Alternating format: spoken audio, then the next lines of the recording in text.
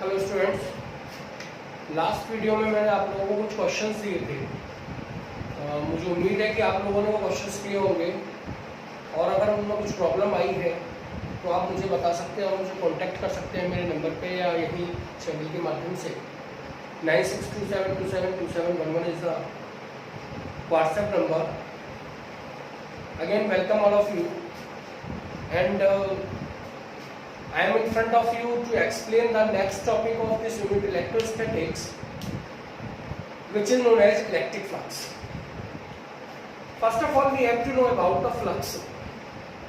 The topic is electric flux, which is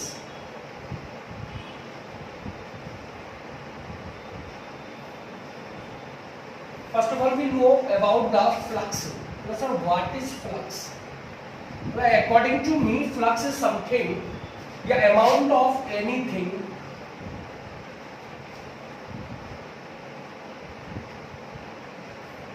passes through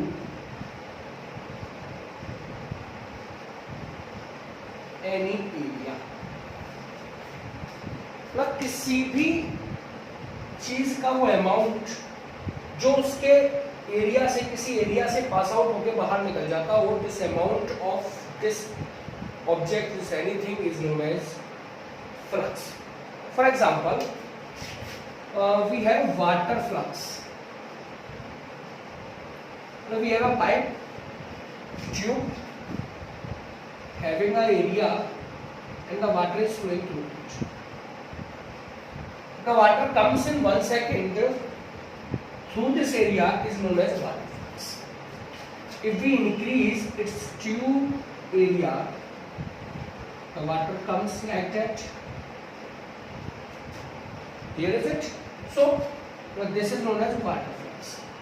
यानी water जितना भी 1 second में यहाँ से इस एरिया में से पास होकर बाहर आ जाएगा उसे आप बोलेंगे वाटर फ्लक्स. ऐसे ही आप लोगों ने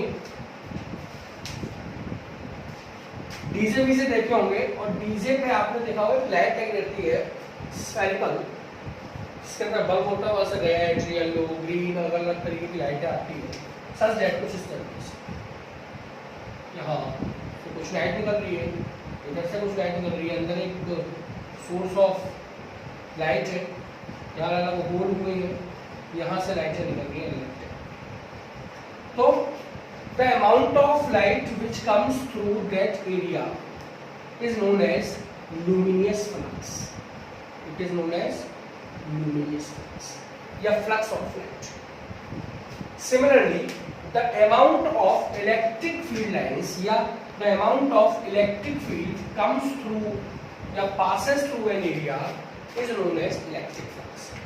For example, सर जितनी भी नंबर ऑफ लाइंस इस एरिया से बाहर निकल जाती है, फॉर एग्जांपल यहाँ पे मैंने 3 इलेक्ट्रिक फील्ड लाइंस बाहर निकाली है इस एरिया से, तो that means 3 is the electric flux of that area.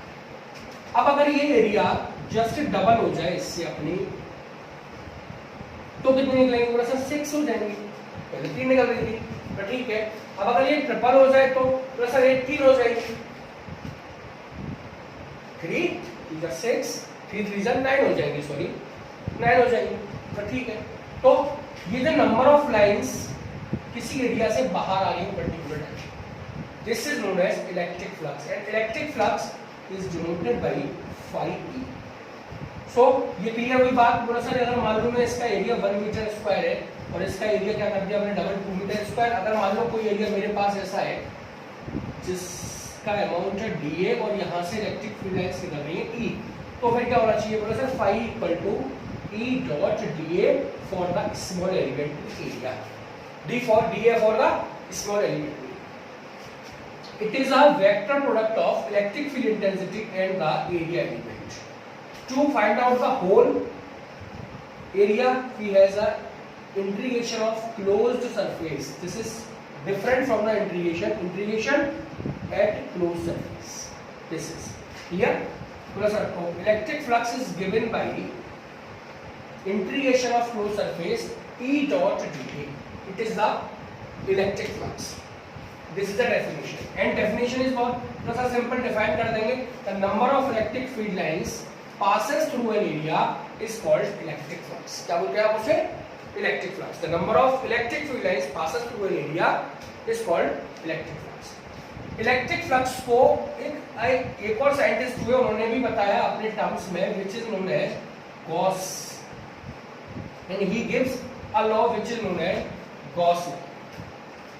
Gauss ने भी मुझे इलेक्ट्रिक फ्लक्स के बारे में बताया, एक डेफिनेशन से मिला मुझे इलेक्ट्रिक फ्लक्स। वो देख लेते हैं यहाँ पे क्या था, बोला sir phi E equal to integration of close surface E dot D S. कुछ बुक्स में आपको ये लिखा हुआ मिलेगा E dot D A, no tension है, कोई प्रॉब्लम नहीं, दोनों एक ही चीज है, डी एस या D A is the small elementary area. Clear? Now focus on Gauss law. बोला sir according to Gauss, if any charge is enclosed by any boundary of any area, मतलब किसी सरफेस एरिया पे किसी boundary ने किसी charge को enclose किया हुआ है, Gauss law is applicable only for the enclosed charge, it is only valid for the enclosed charge. Whenever the charge is enclosed, Gauss law is applicable, no tension. Whenever the charge is free from the surface area और boundary, Gauss law is not applicable. Clear? So whenever you have to want applicability of Gauss law, then the charge must be enclosed by a surface area. Clear is it? Now, sir, this is a charge Q which is enclosed by any surface. Then the electric flux passes through an area. This is a small elementary area. This is a charge Q. The electric flux passes through in this elementary area dA is given by phi E equal to 1 upon epsilon naught times of total charge enclosed by that boundary. This is the statement of Gauss. That means phi E equal to Q over epsilon naught. This is electric flux given by Gauss. Electric flux given by definition is this. Electric flux given by Gauss is Q upon epsilon naught. Clear is it? Have a look. देख लीजिए एक बार, मैं फिर बता रहा हूँ आपको Gauss law का स्टेटमेंट क्या है। According to Gauss, the electric flux through any surface area always be equal to the 1 upon epsilon naught times of total charge enclosed by the boundary of that surface. This is the statement of Gauss. These are two formulas. One is from definition of electric flux, second is by the Gauss law, and this is most helpful to us to derive the relations, to solve the numericals also, and this is most important for the board exam also. Have a look.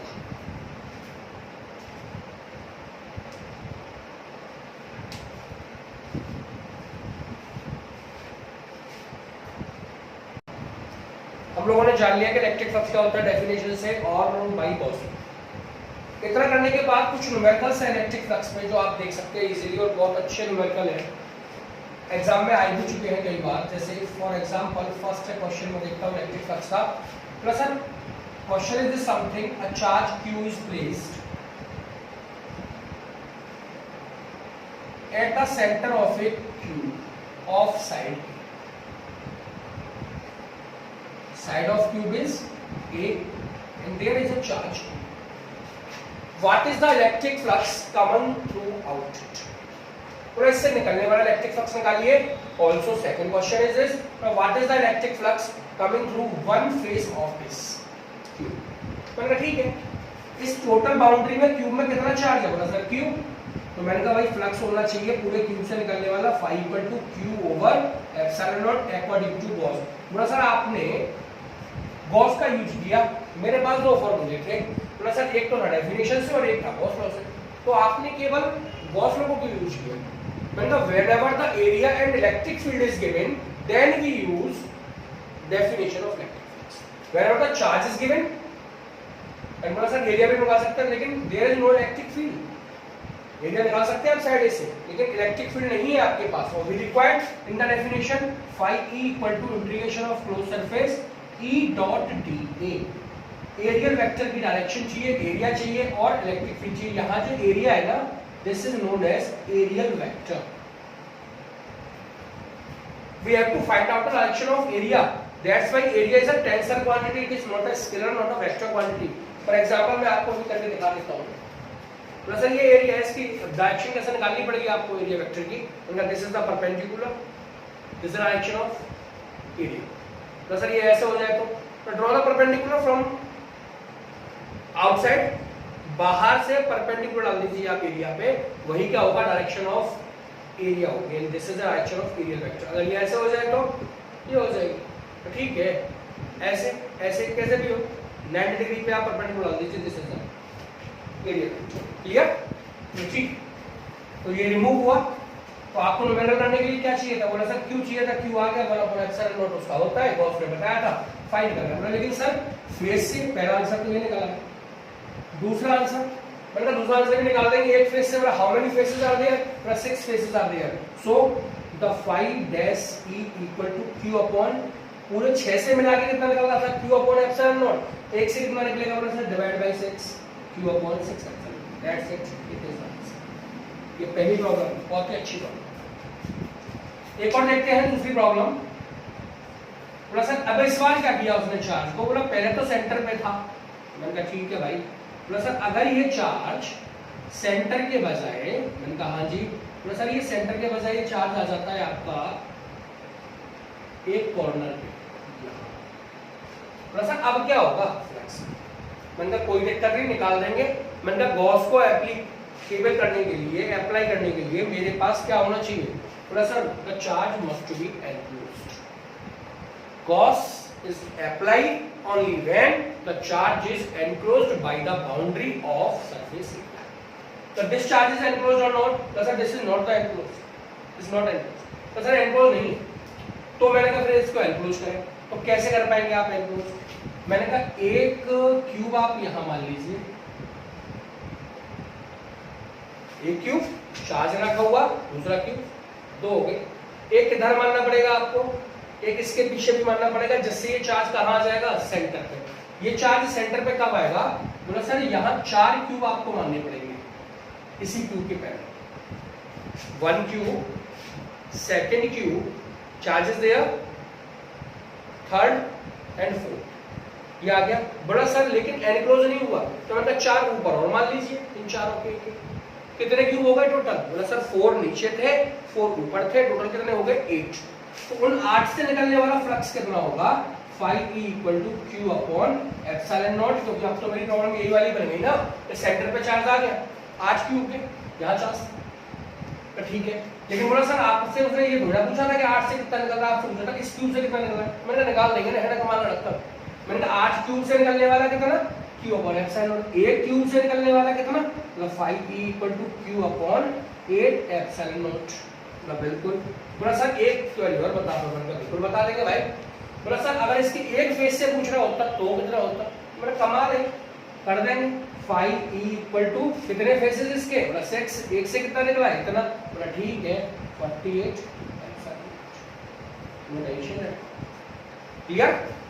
Have a nice day, remain stay at home, keep practicing, practice करते रहे numericals की, और लगातार video को देखते रहे। और मुझे लगता है कि आप लोग देख रहे होंगे और नोट्स बना रहे होंगे, इसलिए देखते रहे। बाकी कोरोना से सेफ रहे और अपने घर पे रहे। Thank you, have a nice day, नमस्ते, जय श्री राम।